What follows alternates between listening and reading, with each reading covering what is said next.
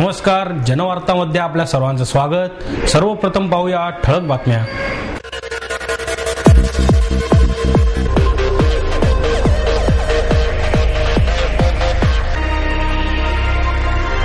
शहरात गुढीपाडवा मोठ्या उत्साहात साजरा। ब्रीत तुझे जगी दीनानाथ या मास्टर दीनानाथ मंगेशकरांच्या सांगीतिक चरित्र ग्रंथाचे प्रकाशन 6 एप्रिलला भारतरत्न लता मंगेशकर यांच्या हस्ते होणार। शंभू चरित्रावर आणि छत्रपती संभाजी महाराजांच्या जीवनावर आधारित मृत्युंजय अमावस्या, धगधगत्या स्वाभिमानाचा, जाज्वलतेचा अंगार या पहिल्या महानाट्याचा प्रयोग सादर। देशात जनावरांची संख्या वाढत असताना चाऱ्याची टंचाई निर्माण होत आहे, त्यामुळे पूर्ण उत्पादन वाढीसाठी प्रयत्न आवश्यक आहेत। मुख्य वनरक्षक सु सिन्हा यांचं मत। लोकपाल विधेयकाच्या मागणीसाठी ज्येष्ठ समाजसेवक अण्णा हजारे 5 एप्रिल पासून दिल्लीत बेमुदत उपोषणाला बसणार। दिवाळी अंक म्हणजे महाराष्ट्राचा सांस्कृतिक महोत्सव, साहित्यिक डॉक्टर न जोशी यांचं मत। शहरात गुढीपाडवा हा सण सगळीकडे उत्साहात साजरा करण्यात आला। गुढीपाडवा म्हणजे चैत्र शुद्ध प्रतिपदा। गुढीपाडवा हा 3.5 शुभ मुहूर्तांपैकी एक यशस्कर आणि मंगल मुहूर्त आहे। ब्रह्मपुराणानुसार महाप्रलयानंतर भगवान ब्रह्माजींनी या दिवशी जगाची निर्मिती केली। या दिवसापासून पृथ्वीवरच्या खऱ्या जीवनचक्राला सुरुवात झाली अशी आख्यायिका आहे। शहरात सकाळपासूनच मोठ्या उत्साहाच्या वातावरणात मराठी नववर्षाच्या स्वागताला सुरुवात झाली। घरोघरी गुढ्या उभारून त्याचे पूजन आणि आरती करून गुढीपाडवा साजरा करण्यात आला। नुकत्याच भारताने जिंकलेल्या क्रिकेट विश्वचषकाच्या पार्श्वभूमीवर दारासमोर काढलेल्या रांगोळींमध्ये देशाला आणि खेळाडूंना नव्या प्रकारे शुभेच्छा देण्यात आल्या। भारतीय संघाने जशी भारतवासियांना विश्वचषकाची भेट गुढीपाडव्याच्या मुहूर्तावर दिली, तशीच ही भेट क्रिकेट खेळाडू आणि रसिकांना पुणेकरांच्या वतीने देण्यात आली। गुढीपाडव्यानिमित्त शहरात विविध ठिकाणांवरून दिंड्या आणि फेऱ्या काढण्यात आल्या। त्यामध्ये शिवसेना कसबा विधानसभा मतदारसंघाने काढलेली फेरी लक्षवेधी ठरली। स्त्री शक्ती रथाची फेरी कसबा गणपती मंदिरापासून ते तांबडी जोगेश्वरी मंदिरापर्यंत काढण्यात आली। यामध्ये महिलांनी भगवे फेटे परिधान करून आणि गुढीची प्रतिकृती हातात घेऊन मोठ्या संख्येने सहभाग घेतला। याचे नेतृत्व आमदार नीलम गोरे यांनी केले।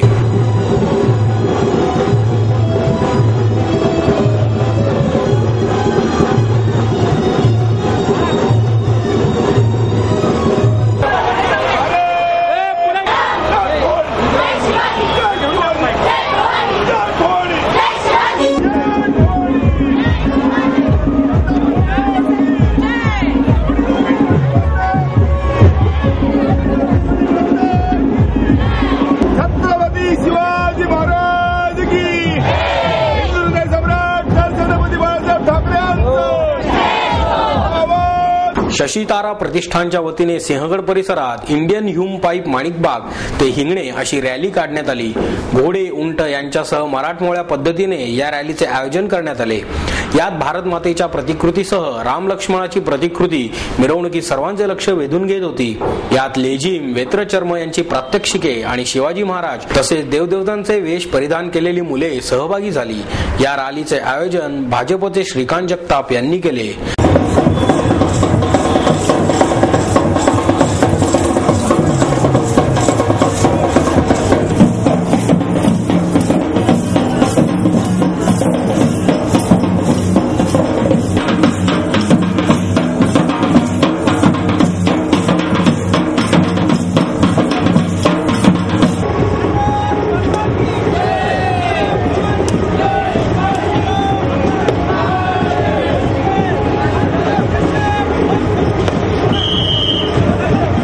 संवाद पुणेच्या वतीने संवाद आणि पायलवृंद संस्थेने कलावंत आणि साहित्यिक गुढी उभारली। हा कार्यक्रम यशवंतराव चव्हाण नाट्यगृह येथे पार पडला। अभिनेत्री शर्वरी जमेनीस आणि तबलावादक निखिल फाटक यांच्या हस्ते गुढीचे पूजन करण्यात आले। यावेळी लीला गांधी, मंगेश तेंडुलकर, श्रीकांत मोगे, आशा काळे यांसह अनेक कलावंत आणि साहित्यिक उपस्थित होते। तसेच संवेदनच्या वतीने आरोग्य पुस्तक दिंडी काढून पारंपरिक गुढीपाडवा साजरा करण्यात आला। पालखीत पुस्तके ठेवून त्यांची मिरवणूक काढण्यात आली। आचार्य अत्रे सभागृहापासून काढण्यात आलेल्या दिंडीत ज्येष्ठ शिक्षणतज्ञ डॉक्टर न म जोशी, व्यंगचित्रकार मंगेश तेंडुलकर, शी.द. फडणीस, जयराम कुलकर्णी, डॉक्टर रामचंद्र देखणे, प्रमिला गायकवाड आदी मान्यवरांसह सामाजिक, राजकीय, कला, क्रीडा क्षेत्रातील अनेक मान्यवर उपस्थित होते. आरोग्यविषयक पुस्तकांच्या वाचनावर भर देऊन आरोग्य सुधारणेसाठी आणि संतुलनासाठी प्रत्येकाने प्रयत्न करावेत, यासाठी या दिंडीचे आयोजन करण्यात आले.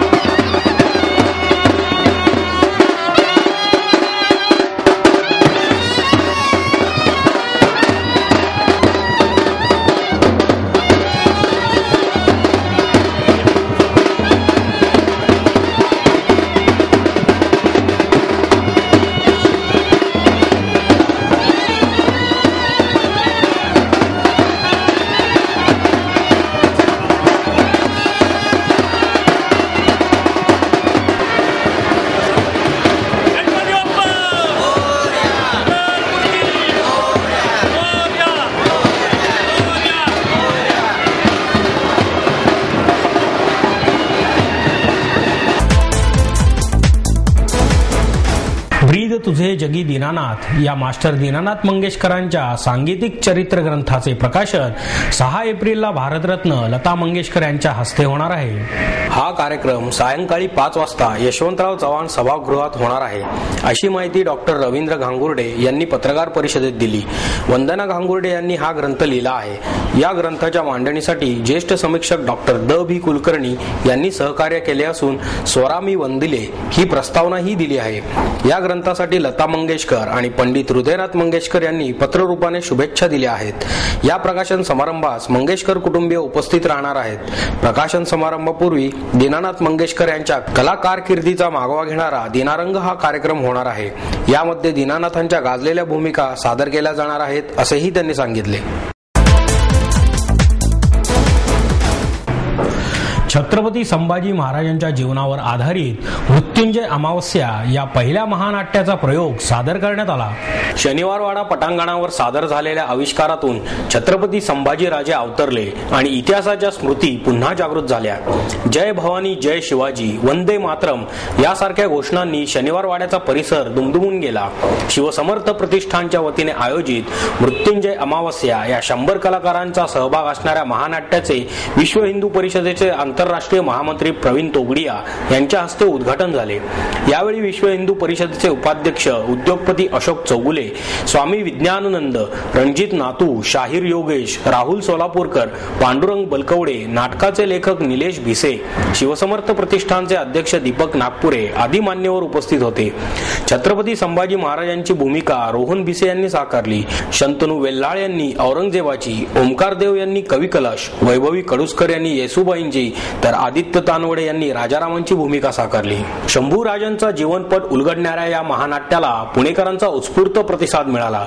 नाटकातील छत्रपती संभाजी महाराजांच्या प्रत्येक संवादावर उपस्थितांच्या टाळ्या आणि आरोळ्या येत होत्या. फाल्गुन अमावस्येचा मुहूर्त साधून आयोजित महानाट्याने उपस्थितांचे हिंदुत्व जागविले.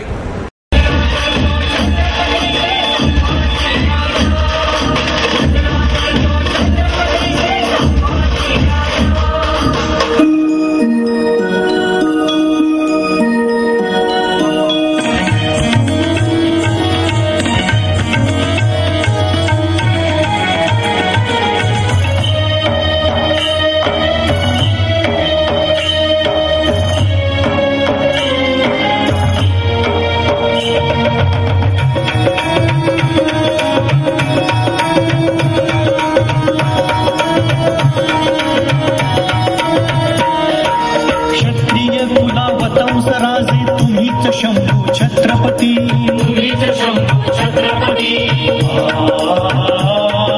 शिवजातस्य मुद्रा तुमची सूर्यप्रभेला लाजविती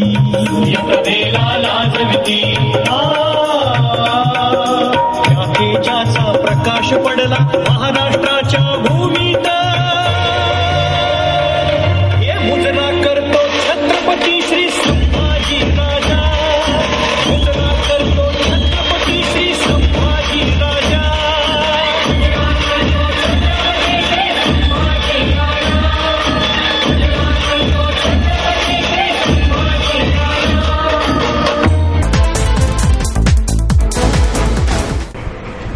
देशामध्ये जनावरांची संख्या वाढत असताना चाऱ्याची टंचाई निर्माण होत आहे, त्यामुळे कुरण उत्पादन वाढीसाठी प्रयत्न करणे आवश्यक आहे, असे मत मुख्य वन संरक्षक सु सिन्हा यांनी व्यक्त केले. सुभाष बडवे लिखित कुरण विकासाचे तंत्र या पुस्तकाचे प्रकाशन माजी मुख्य वनसंरक्षक माग गोगटे यांच्या हस्ते करण्यात आले. यावेळी वनस्पती शास्त्रज्ञ श्रीद महाजन उपस्थित होते. यावेळी बोलताना गोगटे म्हणाले, कुरण सहज उपलब्ध होत असले तरी त्याच्या विकास तंत्राकडे सरकारचे दुर्लक्ष झाले आहे. 1972च्या दुष्काळात मराठवाड्यात भीषण परिस्थिती निर्माण झाल्यावर विदर्भातून गवताचा पुरवठा करून दुष्काळाची तीव्रता काही प्रमाणात कमी केली. कुरणाच्या व्यवस्थापनाचा अभ्यास करून शेतकऱ्यांना योग्य माहिती दिल्यास गवताचे उत्पन्न वाढू शकेल. मात्र हिशोबात होणारी गडबड, आगी लागण्याचे प्रमाण जास्त असल्याने वनसंरक्षक संचालकांचे याकडे दुर्लक्ष होत आहे, असेही त्यांनी सांगितले. लोकपाल विधेयकाच्या मागणीसाठी ज्येष्ठ समाजसेवक अण्णा हजारे 5 एप्रिल पासून दिल्लीमध्ये उपोषणास बसणार आहेत. त्यांना पाठिंबा दर्शवण्यासाठी इंडिया अगेन्स्ट करप्शन या संस्थेच्या वतीने 5 एप्रिल रोजी मूकमोर्चाचे आयोजन करण्यात आले आहे, अशी माहिती संस्थेचे समन्वयक बी सोमाणी यांनी पत्रकार परिषदेत दिली. सामान्य नागरिकांना या आंदोलनात सहभागी होण्यासाठी संस्थेच्या वतीने विविध उपक्रम राबवण्यात येणार आहेत. अण्णांना पाठिंबा देण्यासाठी आणि लोकपाल विधेयकाच्या मागणीकरता रविवारी 3 एप्रिलला कमला नेहरू आर्केड बालगंधर्व रंगमंदिर येथे स्वाक्षरी अभियान सुरू करण्यात येणार आहे. तसेच मंगळवारी 5 एप्रिलला सकाळी 9 वाजता कर्वे रोड ते जंगली महाराज रोड या मार्गावर मूकमोर्चा काढण्यात येणार आहे. या आंदोलनात लोकांनी सर्व शक्तीनिशी उतरावे, असे आवाहन सोमाणी यांनी यावेळी केले. या पत्रकार परिषदेला सजग नागरिक मंचाचे अध्यक्ष विवेक वेलणकर हेही उपस्थित होते. दिवाळी अंक म्हणजे महाराष्ट्राचा सांस्कृतिक महोत्सव आहे, असे मत साहित्यिक डॉक्टर न म जोशी यांनी व्यक्त केले. महाराष्ट्र साहित्य परिषदेच्या वतीने दिवाळी अंक स्पर्धा 2010चा पारितोषिक वितरण समारंभ डॉक्टर न म जोशी यांच्या हस्ते पार पडला. याच वेळी डॉक्टर जोशी यांचा अमृत महोत्सवी सत्कार डॉक्टर माधवी वैद्य यांच्या हस्ते करण्यात आला. यावेळी हल निपुगणे उपस्थित होते. यावेळी अनुभव या दिवाळी अंकाला रत्नाकर पारितोषिक, अक्षर प्रतिष्ठा अंकाला कारमित्र पारितोषिक, ऋतुरंग अंकाला वा किर्लोस्कर पारितोषिक यासह विविध अंकांना पारितोषिके देण्यात आली. यावेळी बोलताना डॉक्टर जोशी म्हणाले, दिवाळी अंकांमध्ये वैचारिकतेचे विषय आणि त्या विषयाचे सखोल दर्शन यातील फरक दिसत नाही. सध्याच्या साहित्यातून संवेदनशीलता आणि विश्वासार्हता ही दोन्ही मूल्ये हद्दपार होत आहेत, असेही त्यांनी सांगितले.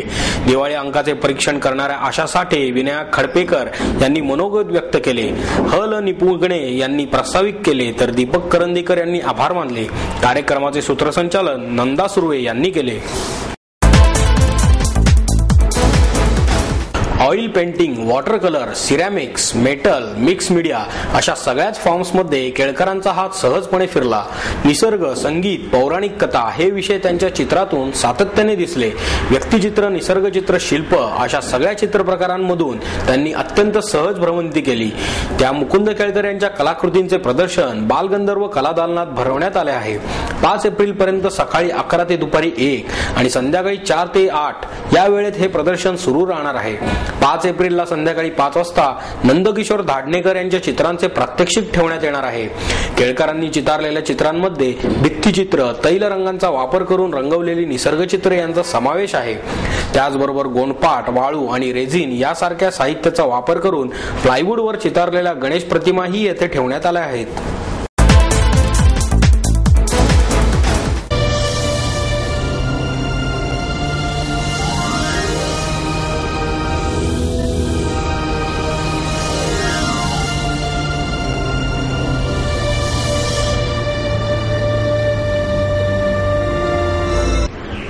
आणि याबरोबरच हे बातमीपत्र संपलं. पुन्हा भेटूया उद्या याच वेळी. नमस्कार.